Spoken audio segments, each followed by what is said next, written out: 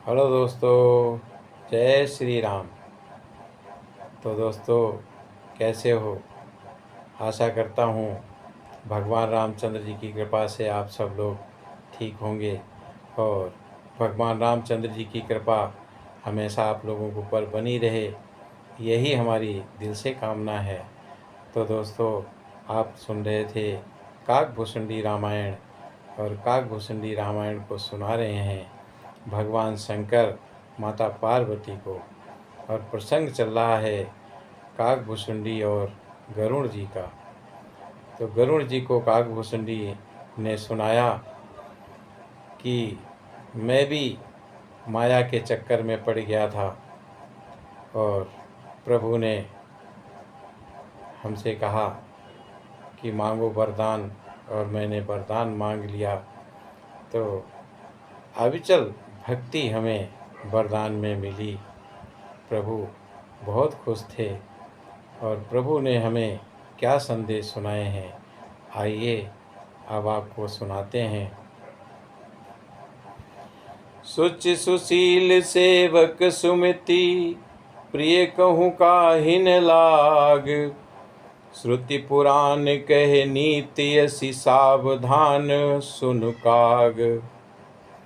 पवित्र सुशील और सुंदर बुद्धि वाला सेवक, बता किसको प्यारा नहीं लगता। वेद और पुराण ऐसी ही नीति कहते हैं। हे काग, सावधान होकर सुन। एक पिता के विपुल कुमारा, होई पृथक गुणशील अचारा। को पंडित को तापस ज्ञाता, को धनवंत सूर को दाता। एक पिता के बहुत से पुत्र पृथक पृथक गुण, स्वभाव और आचरण वाले होते हैं।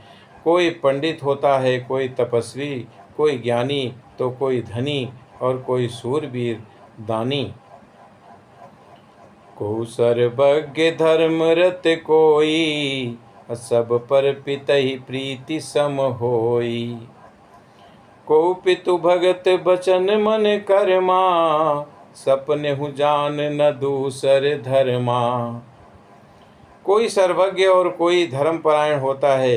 पिता का प्रेम इन सभी पर समान होता है, परंतु इनमें से यदि कोई मन वचन और कर्म से पिता का ही भक्त होता है, स्वप्न में भी दूसरा कर्म नहीं जानता। सो सुत प्रिय पितु प्राण समाना, और यद्यपि सो सब भांति अयाना। यही विधि जीव चराचर जेते, त्रिजग देव नर असुर समेते। वो पुत्र पिता को प्राणों के समान प्रिय होता है, यद्यपि चाहे वो सब प्रकार से अज्ञान मूर्ख ही क्यों न हो। और इस प्रकार त्रियक पशु पक्षी देव मनुष्य और असुरों समेत जितने भी चेतन और जड़ जीव हैं। अखिल विश्व यह मोर उपाया, सब पर मोहि बराबरि दाया। तिन मोह जो परिहरि मद माया, बजय मोहि मन बचे अरुकाया। उनसे भरा हुआ ये संपूर्ण विश्व मेरा ही पैदा किया हुआ है, अतः सब पर मेरी बराबर दया है। परंतु इनमें से जो मद और माया छोड़कर मन वचन और शरीर से मुझको भजता है, पुरुष नपुंसक नारी वा जीव चराचर कोई। सर्व भाव भज कपट तजी, मोहि परम प्रिय होई।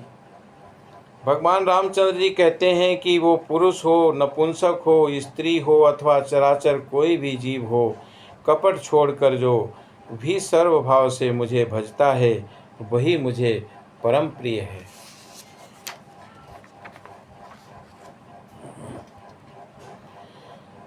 सत्य कहूँ खग तो ही सुचि सेवक, मम प्राण प्रिय। अस विचारी भजु मोहि परिहरि, आस भरोस सब। हे पक्षी, मैं तुझसे सत्य कहता हूँ, पवित्र सेवक मुझे प्राणों के समान प्यारा है, और ऐसा विचार कर सब आशा भरोसा छोड़कर मुझको ही भज। कबहु काल न व्यापहि तोहि, और सुमिर सुभज निरंतर मोहि। प्रभु बचनामृत सुनी न अघाऊं, तनु पुलकित मन अति हर्षाऊं। तुझे काल कभी नहीं व्यापेगा, और निरंतर मेरा स्मरण और भजन करते रहना। प्रभु के वचनामृत सुनकर मैं तृप्त नहीं होता था, और मेरा शरीर पुलकित था, और मन में अत्यंत हर्ष उल्लास हो रहा था। सो सुख जानई मन अरु काना, नहीं रसना पही जाई बखाना। प्रभु शोभा सुख जानई नैना, कही किम सकहीं तिन्हि नहीं बहना। वो सुख मन और कान ही जानते हैं, जीभ से उनका बखान नहीं किया जा सकता, और प्रभु की शोभा का वो सुख नेत्र ही जानते हैं, पर वे कह कैसे सकते हैं, और उनके तो वाणी ही नहीं है। बहुविधि मोहि प्रबोधि सुख देई, लगे करन शिशु कौतुक तेई। सजल नयन कछु मुख करि रूखा, चितई मातु लागी अति भूखा। मुझे बहुत प्रकार से भली भांति समझाकर और सुख देकर प्रभु फिर वही बालकों के खेल करने लगे, और नेत्रों में जल भरकर और मुख को कुछ रूखा सा बनाकर उन्होंने माता की ओर देखा, और मुख आकृति तथा चितवन से माता को समझा दिया कि बहुत भूख लगी है। देखी मातु आतुर उठी धाई, कही मृदु बचन लिए उर लाई। गोद राखी कराव पै पाना, रघुपति चरित ललित कर गाना। ये देखकर माता तुरंत उठ दौड़ी, और कोमल वचन कहकर उन्होंने श्री राम जी को छाती से लगा लिया, और वे गोद में लेकर उन्हें दूध पिलाने लगीं, और श्री रघुनाथ जी उन्हीं की ललित लीलाएं गाने लगीं। जे ही सुख लागी पुरारी, अशुभ वेश कृत शिव सुखद। अवधपुरी नर नारी तेहि सुख मोह संतत मगन। सोई सुख लवलेस जिन बारक सपनेहु लह्यो, ते नहीं गनहि खगेश ब्रह्म सुखई सज्जन सुमिति। उस सुख का लवलेश मात्र जिन्होंने एक बार स्वप्न में भी प्राप्त कर लिया है, हे पक्षीराज, वे सुंदर बुद्धि वाले सज्जन पुरुष उसके सामने ब्रह्म सुख को भी कुछ नहीं गिनते हैं। मैं पुनि अवध रहूं कछु काला, देखूं बाल विनोद रसाला। राम प्रसाद भगति भर पायो, प्रभु पद बंदी निजाश्रम आयो। मैं और कुछ समय तक अवधपुरी में रहा, और मैंने श्री राम जी की रसीली बाल लीलाएं देखीं, और रामचंद्र जी की कृपा से मैंने भक्ति का वरदान पाया, और तदंतर प्रभु के चरणों की वंदना करके मैं अपने आश्रम पर लौट आया। तब ते मोहि न व्यापी माया, और जब ते रघुनायक अपनाया। ये सब गुप्त चरित में गावा, हरि माया जिमि मोहि न चावा।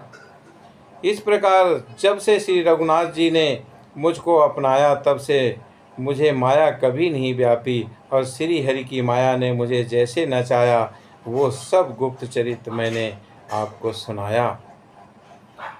निज अनुभव अब कहूँ खगेसा, बिनु हरि भजन न जाहि कलेसा।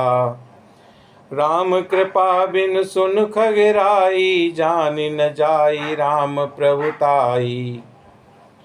पक्षीराज गरुड़ जी को समझाते हुए कहते हैं कि हे पक्षीराज गरुड़, अब मैं आपसे अपना निजी अनुभव कहता हूँ। वो यह है कि भगवान के भजन बिना कलेश दूर नहीं होते। हे पक्षीराज सुनिए, श्री राम जी की कृपा बिना श्री राम जी की प्रभुता नहीं जानी जा सकती है।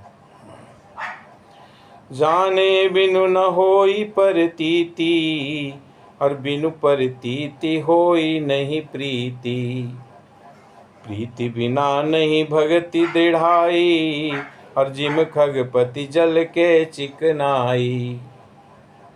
प्रभुता जाने बिना उन पर विश्वास नहीं जमता, और विश्वास के बिना प्रीति नहीं होती, और प्रीति के बिना भक्ति वैसे ही दृढ़ नहीं होती जैसे हे पक्षीराज जल की चिकनाई ठहरती नहीं है। तो दोस्तों, ये तो काकभुसुंडी जी ने गरुड़ जी को अपनी माया की कहानी सुनाई। दोस्तों, आज की कथा को हम यहीं पर विराम करेंगे, और आपको कैसी लगती है कथा कृपा करके एक कमेंट में लिख दिया कीजिए और लाइक कर दिया कीजिए। तो दोस्तों, आज की कथा को यहीं पर विराम करेंगे, और इससे आगे की कथा हम आपको अगले भाग में सुनाएंगे। तो दोस्तों, आज के लिए जय श्री राम।